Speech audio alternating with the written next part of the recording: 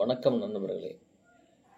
Central bank of இந்தியாவில் 4500 காலி பணியிடங்களுக்கான எனி டிகிரி படித்தவர்களுக்கான ஒரு வாய்ப்பு வெளியிட்டிருக்காங்க.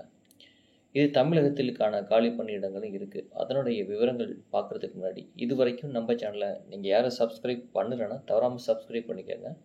பெல் பட்டனை கிளிக் பண்ணிக்கோங்க. அப்பொழுது தான் உங்களது மொபைலுக்கு ஜாப் சம்மந்தமான நோட்டிஃபிகேஷன் தொடர்ந்து வந்து கொண்டே இருக்கும். இப்போ நம்ம வீடியோக்குள்ளே போகலாம்.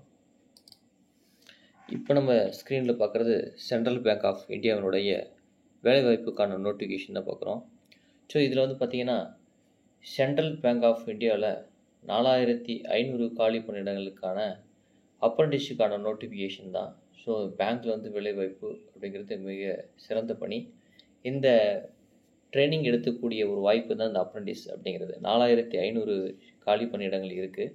இந்த வேலைவாய்ப்புக்கு பார்த்திங்கன்னா 7/6/2025 முதல் விண்ணப்பம் செய்யலாம். Last date 23/6/2025. இதனுடைய டேட் ஆஃப் எக்ஸாமினேஷன் பார்த்தீங்கன்னா ஃபஸ்ட் வீக் ஜூலையில் இருக்கும். டென்டேட்டிவாக வெளியிட்டிருக்காங்க.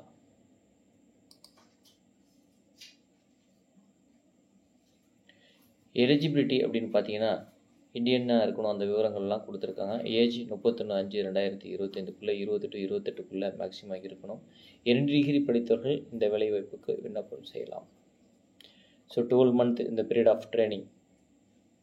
ரிலாக்ஸேஷன் ஏஜோட விவரங்கள் கொடுத்துருக்காங்க. செலெக்ஷன் ப்ராசஸோட டீட்டெயிலை சொல்லியிருக்காங்க.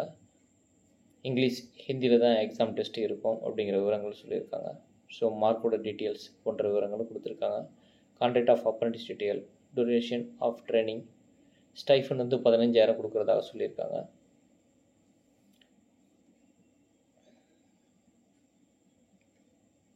அப்புறம் இதுக்குரிய அப்ளிகேஷன் எக்ஸாமினேஷன் ஃபீஸ் விவரங்களும் கொடுத்துருக்காங்க. அதர்ஸ் 800 சொல்லியிருக்காங்க.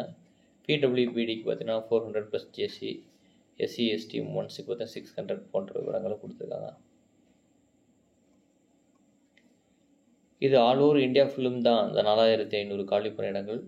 தமிழகத்தில் எவ்வளோ இடஒதுக்கீடு கொடுத்துருக்காங்க அப்படின்னு பார்த்தீங்கன்னா தமிழகத்தில் மட்டும் 202 காலி பணியிடங்கள் அறிவிப்பு வெளியிட்டிருக்காங்க.